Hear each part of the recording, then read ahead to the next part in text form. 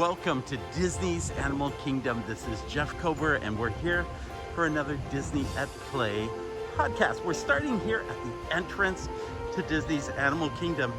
But a couple of things before we get going. First of all, did you recognize that at the entrance you have at the signage of Animal Kingdom, Disney's Animal Kingdom and Elephant, on one side, on the right side, you have a dinosaur, and on the other side you have a dragon. That actually was a reference to the original Beastly Kingdom.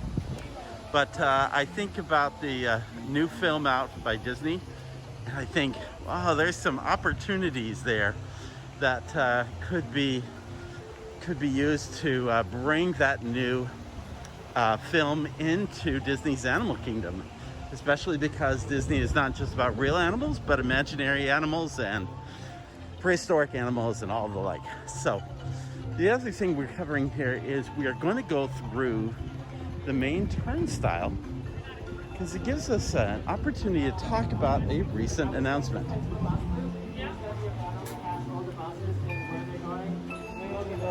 When I enter, I usually use my passport. I don't usually use the Magic Band.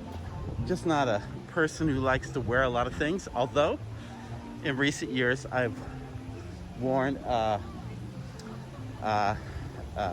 Apple Watch, and I think that's one of the things I wanted to present here while we are entering the park. Announcement was made that mobile devices and devices like Apple Watches are going to soon be made so that they can be used to take care of park entry as well as fast passes and similar things. Now, mind you, I already could use my iPhone to get into a Disney resort room. This is not new technology. And in fact, actually, this is a conversation that if you go back to my posts and podcasts like 5 years, I've been talking about this for a long time. I mean, after all, if you think about it, and Madison's found a babarusa, which is sleeping way in the back. You're gonna have to really, he kind of looks like he's part of the rock outcropping there. And this was featured on the Disney Plus show. It was a Disney Animal Kingdom. Yeah, about Disney Animal Kingdom and how they take care of their animals and so forth. They had a special segment on the Barbarosas.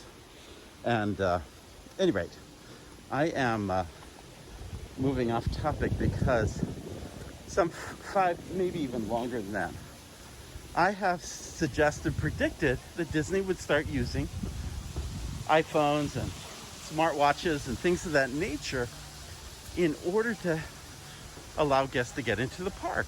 I mean, after all, who had been Disney's biggest, and I emphasize the word biggest, shareholder? Was Steve Jobs. So why wouldn't an Apple device be used? I mean, there's been Mickey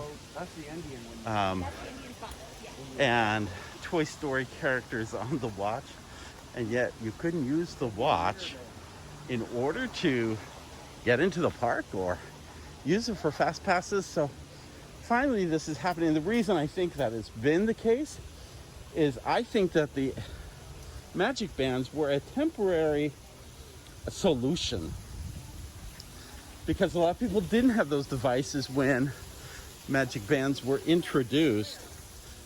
I think it was a temporary solution to hold guests over by creating the Magic Bands, but Magic Bands began to be so popular. In fact, one of the big things is that kids getting ready to go on a vacation to Walt Disney World would wear their Magic Bands to school, kind of show off to the other kids, hey, I'm going to Disney World. And then they got into selling special collector's versions in different colors and different styles and prints, and it became a little industry in and of itself. It became a feature that you'd get a free one when you stay at Disney Resort. That, of course, is being removed as an option. But you see, for me, this is like, this should have come years ago. For somebody who uses an iPhone or an Apple Watch, to have not had this feature sooner is just really kind of crazy. But notwithstanding, it's finally coming along, and soon you won't need a Magic Band or a ticket type of device like I currently use to get into the parks. And getting into the parks, here we are in the middle of Discovery Island, and we're out here to head on to some adventures. Here in front of Island Mercantile, they've set up a temporary stand called Ticket Corner. It's kind of a guest relations spot, but it's also being used to help people upgrade their tickets into the parks. So I think that's a temporary, well, it's a new initiative. They're kind of testing out and trying out and seeing if that is successful, and whether guests choose to make that choice while they're in the middle of their park stay, while they're maybe excited about the parks and not exhausted at the end of the day and too tired to stand in line and make that choice at the end of a park day. See if that's successful and how long that stays around. We're by Pizza Safari, which has a relaxation station, both inside and outside. And that's been a successful venue since the park reopened last July. We otter dedicate a moment to these otters, and they're just kind of goofing around and doing their thing. Here's one going into the hot tub up on top of the slide there. Don't know if they'll go down the slide, but they're making a little bit of noise in the process. What is that one? Got some grass or something. Oh look, another one joined them up there, and kind of looking over the cliff there, checking out everything.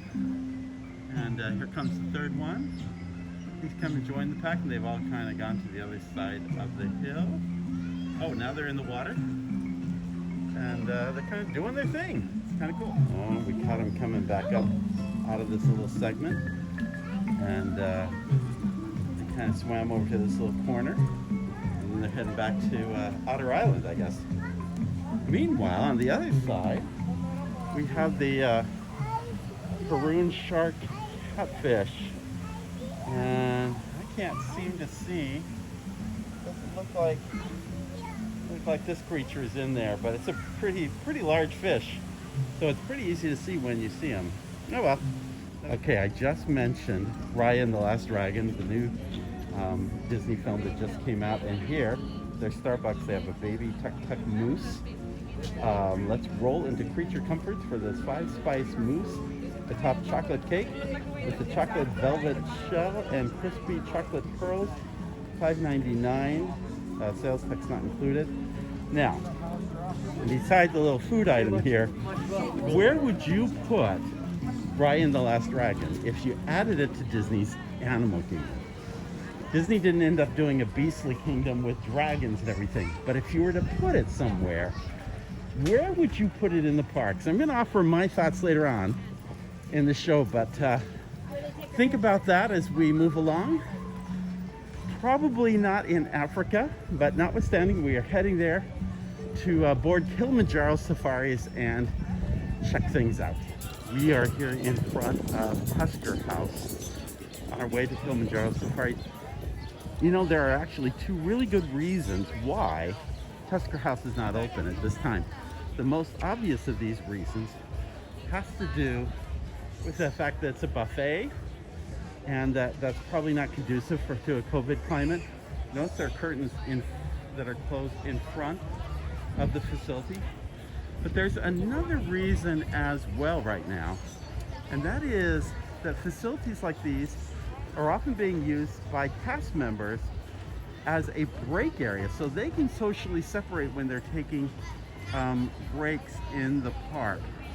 And so that, I know, is one of the things going on. By the way, did you know that they have sound effects? Can you hear the door banging upstairs? just like on Main Street, they actually have sounds that come in from the tops of the second floors of these buildings. So you have to kind of pay attention to hear it, but it adds to the ambiance of the experience when you are in Africa. We'll head past the Harambe fruit market and then come right on over into standby entrance to Wild Africa, or the Kilimanjaro Safaris. And standby entrance is right now 10 minutes, so that's good timing. Good time to be in this queue. Here's a reference in the queue. Come see us, Big Red and our little calf, Little Red, just two of Harambe's famous wild animals.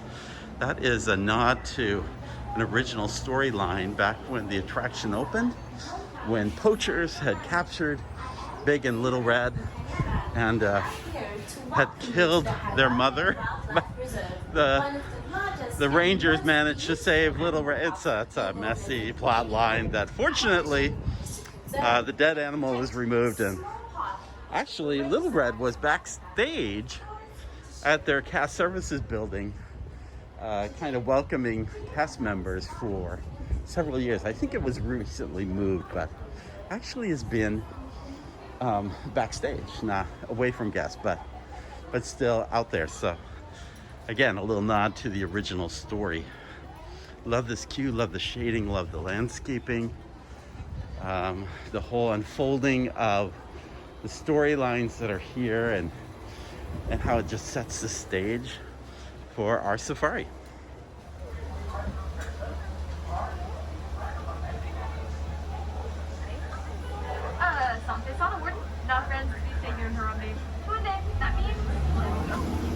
We're off. Welcome back there, everyone. Hello, good afternoon. My name is Lexi. I'll be your safari guide out there today on the Harambe Wildlife Reserve. Now, yeah, and really cool to see it out of the water. Normally, they only do that at night. But if you look over to your left, there are a couple that are in the river. See them down there. Also to our left, we're getting really lucky. That's a hyena. Rolling around in the dirt. Super cute. Now that is an African spotted hyena, and really cool to see it awake. Usually they'll wait till the sun starts to set. There's another one waiting down on top of the cave. Hyenas are what we call crepuscular, so that means that they're most active at dusk, dawn, also throughout the nighttime. And they're famous for a couple of things. One, of course, being the laughing noise that they make. And yeah, hyenas, they really do laugh. They make like 17 different vocalizations. They're all kind of interesting. But they laugh. They're also famous for being scavengers. Now, that's a little more of a myth, because hyenas, they're going to do a majority of their own hunting. They just hunt smaller prey than you imagine. And there's a little baby over there, too. It's actually two of them. So if you see me, look a little smaller than the other. But really cool. Now, those are Maasai giraffes, so they're actually the tallest of the four subspecies, standing about 16 to 20 feet tall. And the little babies, well, they're not that little. Even when born, they already stand about 6 feet tall. And they're able to run around, stand up, all within an hour after birth. They're really fast learners, but they're pretty tough, too. Especially given that their very first experience in this world is about a 6-foot drop, straight down to the ground. But, oh, hang on. You just saw the tallest land mammals. Look to your right. There's the largest.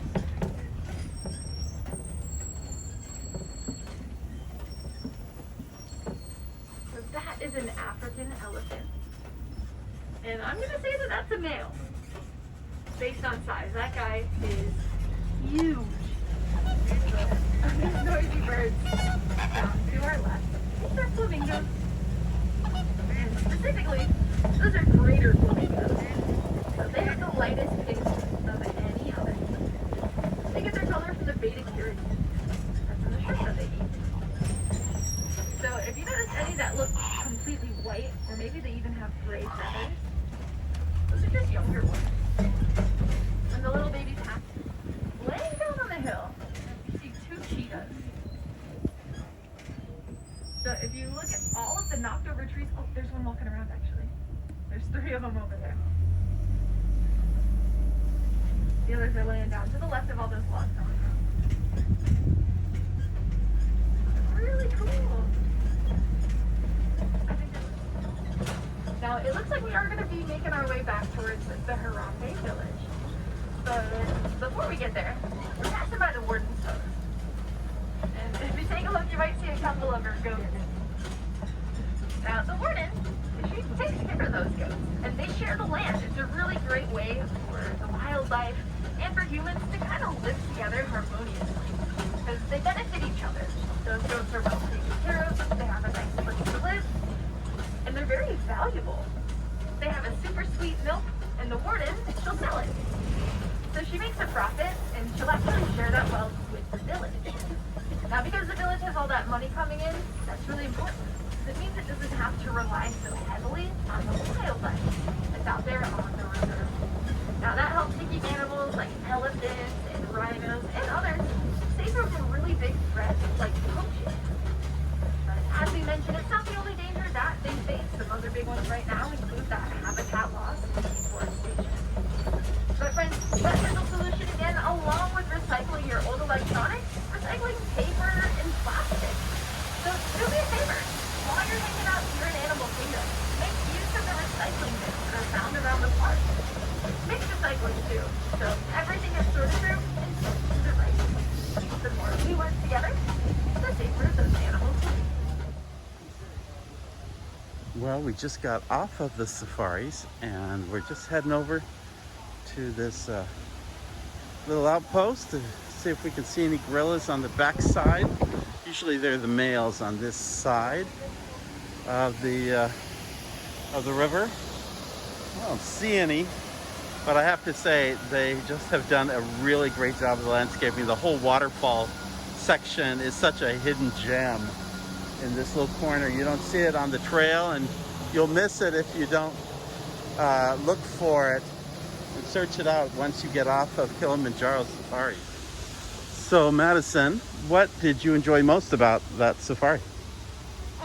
My favorite part in the safari is the hyena exhibit, because sometimes that exhibit tends to change from hyena or spotted dog, and spotted dog is my favorite African animal.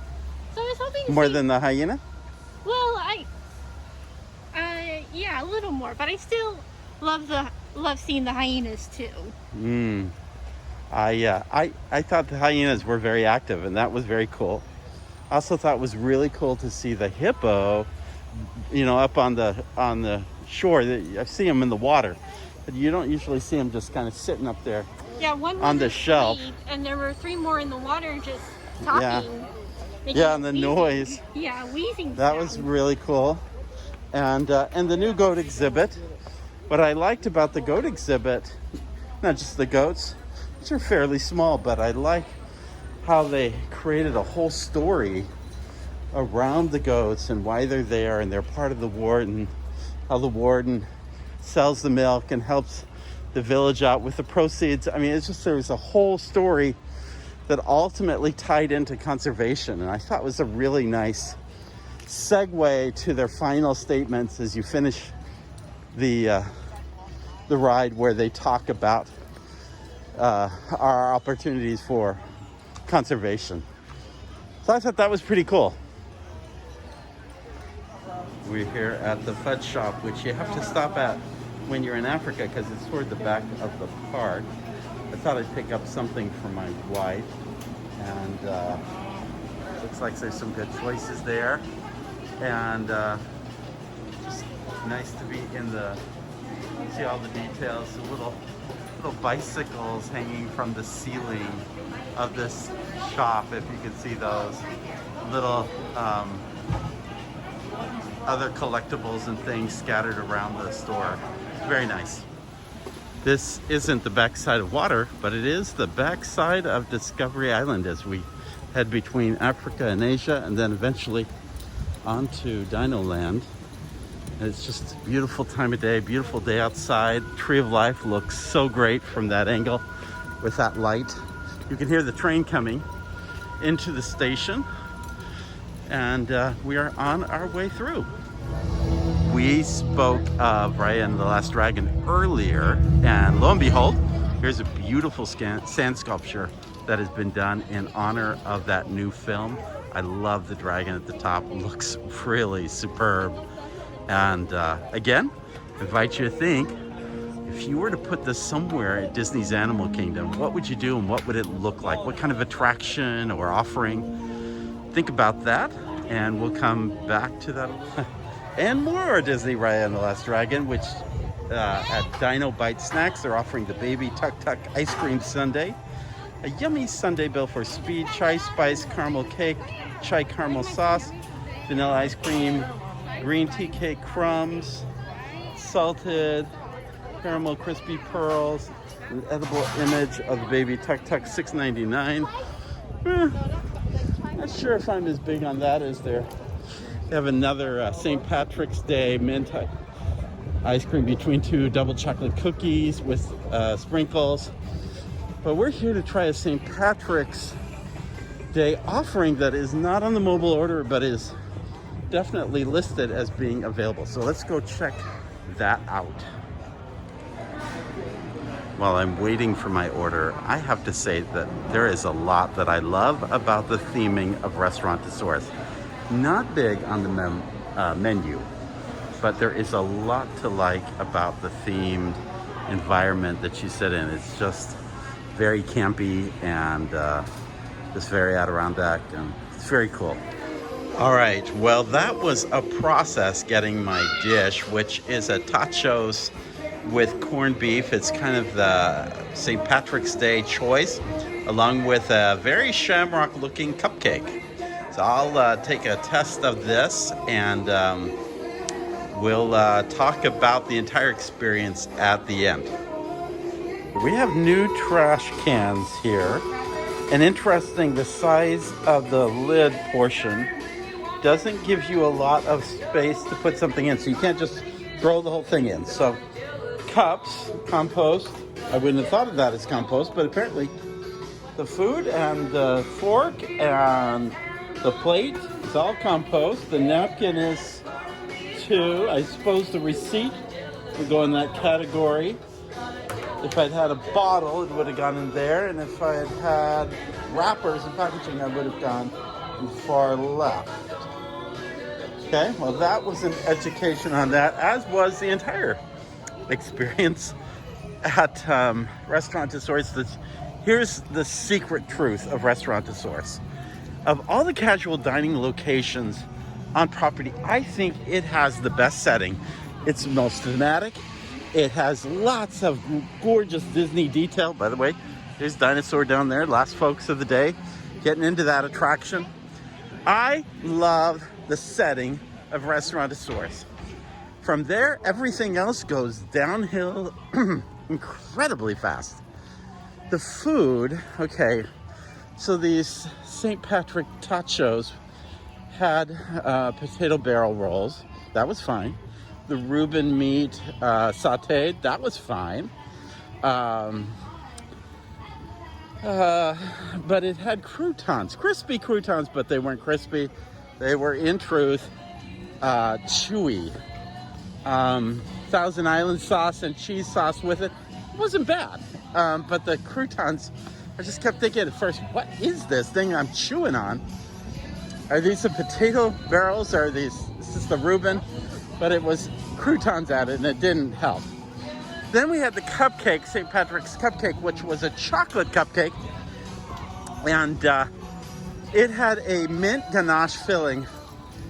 Ganache is a European word that means apparently toothpaste, because that's what the interior felt like. It was just all wrong. The rest of the cupcake was fine, but that portion, that was completely wrong. What made the whole experience even worse is they didn't have these specialty items. They had the cupcake specialty item on mobile order. They didn't have the other on mobile order. And so the bummer part of that is I had to stand in line. No big deal, because there was no real there was no wait to order at the counter. That was fine. However, I ended up waiting 15 minutes, and here's the sad truth. There was nobody in the restaurant. I was the only one ordering, and it took 15 minutes to bring the dish out. Meanwhile, a manager was counting a till behind me, which one shouldn't do in an onstage location, in my opinion. Totally ignored me, even though he was only 3 feet away from me. Finally, another manager inquired, and by the way, I could see the tachos had been created, and built, and they just sat there on the counter waiting to be taken out. And yet I was the only person in the restaurant. It was, and this is a repeated problem. There is something wrong where they just can't seem to get it right at Restaurantosaurus. Just one of those things. Okay, so I'm changing the theme. I'm changing the message. We're going to a better picture right now because we are headed into the stage area for the former night show. We are here in the seating area for Rivers of Light. And coincidentally, just at this time, this barge is coming out with a big crane on it. Not sure what its job is at this time of day. I'm not sure why they're doing it while the park is still open. Haven't seen a character cavalcade come by recently. But that's not really what brings me here. I liked a lot of Rivers of Light. I think there were some misses in that show. I was disappointed that they chose, rather than saying we're not going to do the show for a time, they announced that they would never do the show again. And that was, I think, a disappointing miss. However, that said, having seen Raya and the Last Dragon, here's my thought. Wouldn't that make a really interesting nighttime show? IP driven, because Disney likes their IPs. This could be the home. It's an Asian theme. It's a Southeast Asian theme, which is true to this area of the park. You don't have a lot of extra space in the immediate area unless you tear something down to actually do something here. I guess you could take out Finding Nemo the musical, but I think guests would be really disappointed to have that happen. I think this could be a nighttime show for Raya and the Last Dragon. Can you imagine what was it, like the different groups of people, the different villages, they each, like one was spine, and they each formed a part of the dragon. Wouldn't it be great if they had their own barge and their own characters and people coming out, and the dragon came out, and the fountains kind of supported that? I just think that has huge opportunities. I think even you could use some of the existing props as part of the experience there. But at any rate, I am suggesting that this might be a great location to feature Raya and the Last Dragon and to create some kind of new nighttime show here at Disney's Animal Kingdom. You heard it first here. Cross your fingers that they do something at least. It is dusk, and we've got about a half hour left in the park before everything closes, and I'm here in Pandora, World of Avatar, and it's just a pleasant little evening. There's about a 45-minute wait for Flight of Passage, and there's a supposed 65-minute wait for Navi River Journey. And as I've been kind of observing the queue, I've seen it when it's 65 minutes, and it will extend all the way out toward the bridge of the entrance to the attraction. That line isn't so long right now, but that line is very slow. And the reason it's slow is because a lot of guests with VIP passes or special needs are coming in that last half hour to get in line. So again, the best time to get on it is about 2 minutes before the attraction closes. If we get a chance, we'll time that out, see how that plays out, because I don't think it's that long a wait if you get in about that time. But until then, we'll take a little walk around Pandora. This is about the time where things start transitioning into nighttime, and it's a beautiful time in the park. Don't know that we'll be able to catch it that well, but you can see some of the night lights coming on. I love this set of falls and the stream coming through. What a great little piece of theming, and it just brings the energy of this area of the park alive. Nothing like water. Water is one of those great pieces that creates kinetics, and kinetics is what helps create that energy when you're in a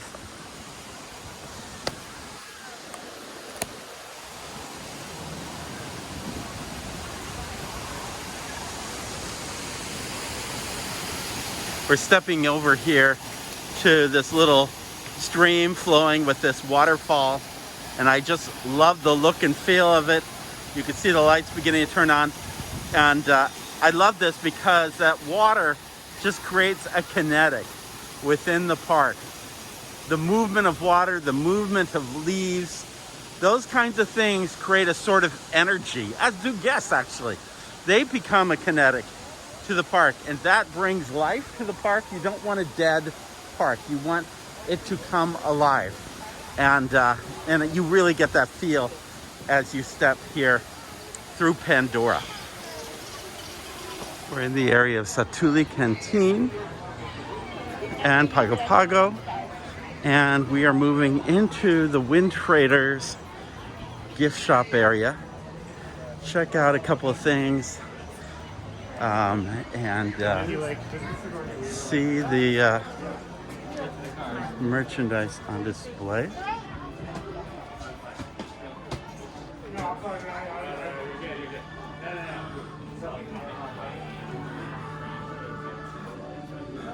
Pretty quiet here at this time of day.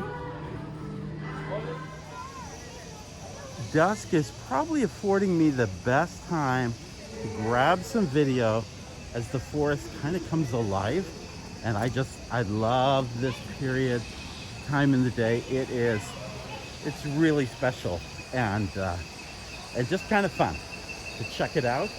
We're here along the stream, the top bed of the stream. Remember, this used to be the stream that ran through Camp Mini Mickey.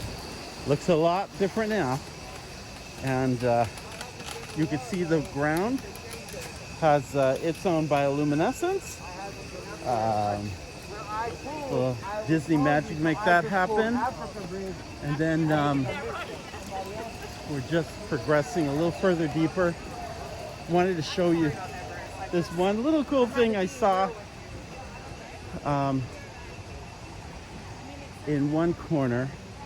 This is probably you can see some of the nightlife coming and glowing at night, and again, it's just a great little effect.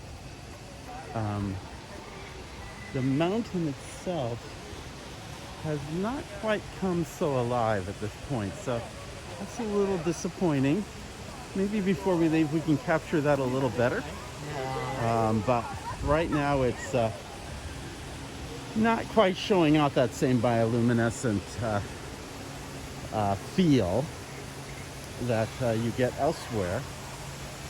We're here in the drum section, and this is a little corner. Just wanted to kind of come through, and some stroller parking up ahead, but I wanted to show you this. In the nook of the log, they had actually put some of these plants to go around people's strollers here, and you can kind of see how that is just all come together. Again, here's the entrance to Navi River Journey, and it's a glow, and then the waterfalls coming down the top of the mountain and dropping into the stream below.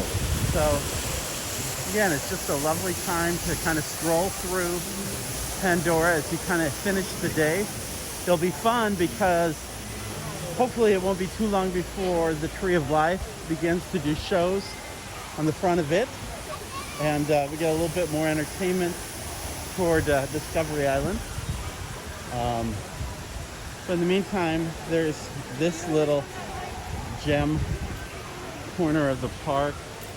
This plant growing. By the way, if you want to know all the names of these plants and what their relationship is in Pandora and all that, you've got to sign up for our Wayfinder Society, because no matter what membership you get access to Pandora World of Avatar. It is the most complete guide that has been created. It's an interactive app that you get. Yes, you're supporting the podcast, and by the way, you're also supporting Embrace the Celebration, which helps those who are struggling right now through this pandemic, who are homeless and unemployed. But in return, you get some really cool interactive apps, and one of them is a focus on Na'vi River, or on all of Pandora World of Avatar. So do check that out. It's, again, the Wayfinder Society. It's our Patreon page at disney@play.com. Coming back to the entrance of Na'vi River Journey, it's 6:57. This is the time to get in that queue. That queue is not much, is about the same length as it was a half hour ago when I talked about this earlier, and yet here the length of wait has gone down 20 minutes, and I assure you, because VIP guests and special needs guests can't get in to the FastPass Plus entrance, that queue will not go more than about 20 minutes in getting guests on board its attraction. Because of some other commitments, I'm going to have to do a rain check on that experience. But when you're here, make sure you take advantage of these kinds of things. Na'vi River Journey is just a slower boarding ride because its boats only carry 2 rows in it. Not a great design feature, but it does offer some intimacy. So I get why they did it, what they did. But still, it makes it for a very slow boarding area. And this is a great time of day to get on that attraction just before closing. So take advantage of that. As I cross the bridge back over to Discovery Island, I thought it would be really good to take a look at the exterior portion of the Nomad Lounge, which accompanies the Tiffin's restaurant. Overlooks this little, well, it's a little dark to see the river here. Look how empty that is. Now imagine, if you're concerned about COVID, if you're concerned about dining too close, look how those chairs kind of give you your own little cluster, your own little space. And right now at this time of day, you would own the exterior, the entire porch here. If you didn't get a chance, go back and review our recent podcast, about 5 or 6 podcasts ago, where we talked about how to experience dining at Disney during this COVID pandemic kind of period, which is still going to be in effect for months to come probably. And we go through every park restaurant, both counter service and table dining, and talk about the advantages and disadvantages of all these spaces. This is one of those great spaces, and that's a pretty good menu. I wish I'd come here instead of Restaurant-a-Saurus. And just, it's just, you can relax and enjoy taking off your facial covering and enjoying some food and beverage in this location. This is just a terrific little space. And that guide, which includes our podcast and a grid on disney@play.com, will just identify all the different restaurants in all 4 parks you ought to attend to. And in the days to come, we hope to do the same thing out at Disney Springs, kind of give you an overview of the restaurants there and what are your best choices during this period. So good possibilities. Check that out. We are here finishing our day at Disney's Animal Kingdom in the shadows of the Tree of Life here on Discovery Island. And as I kind of look at this tree, and I can't help but think about what it's going to look like in the 50th anniversary when it's relit in some kind of magical way. I don't know what that looks like. I don't know if that's just more specialized projection mapping or fiber optics or something going in, but I'm excited to see, and I can imagine that, well, about 6 months from now, we could be seeing that and celebrating that. You know, with Festival of the Lion King coming back this summer, I would not be surprised if vaccinations are getting accomplished and the number of COVID cases are going down. I would not be surprised to see Disney move the needle up to about a 50% occupancy. In my view, I think folks here in the United States are hungry for travel. And I think this may be the summer where they all get in a car and go on a road trip. And many of them would probably come down to Walt Disney World if they could get the opportunity. So I wouldn't be surprised to see that attendance go up this summer and more opportunities to come. We'll keep you informed as that happens, as we get through these days and weeks ahead of us. And we'll continue to be in the parks, showcasing what's going on and what's happening. Please continue to visit us. Subscribe to Disney at Work and Play as a podcast. If you like what you're listening to, please go to iTunes and share a positive rating. Or if at all possible, please send us a nice review. We are the littlest podcast that could, and we're just trying to get a few more people to listen in and hear what messages we have to share. Also, make sure you go out to Jeff Kober, Kober, at YouTube, and subscribe to our YouTube channel. So when these videos come out, whether you listen by podcast or watch by video or both, you'll be able to get the word that they are out and ready for you to see and listen to. In the interim, please take care. Have a great day. In the words of Sinbad's storybook voyage, follow the compass of your heart. Have a good day. We'll see you real soon. Hey, this is Jeff Kober. As an addendum, I ended up back here on a date night at Disney's Animal Kingdom, where the park is now open an hour later, and they've changed. If you take a look at the Tree of Life, it's lit up differently than the previous video I showed where I was closing out this podcast. So I wanted to show you the difference now that the park's open later. And by the way, they are doing shows on the Tree of Life intermittently. I don't know that I'm going to be able to capture one this evening, but they are doing shows on the Tree of Life. That's really cool. Had a little date night this evening, had a chance to go to the Nomad Lounge, look for a review of not only the lounge, but also a Disney at Work post and podcast around the themes of the Nomad Lounge. I think it'll be fun to look for that. So altogether, thanks for joining us. And again, always follow that compass of your heart. See you real soon. Have a great day.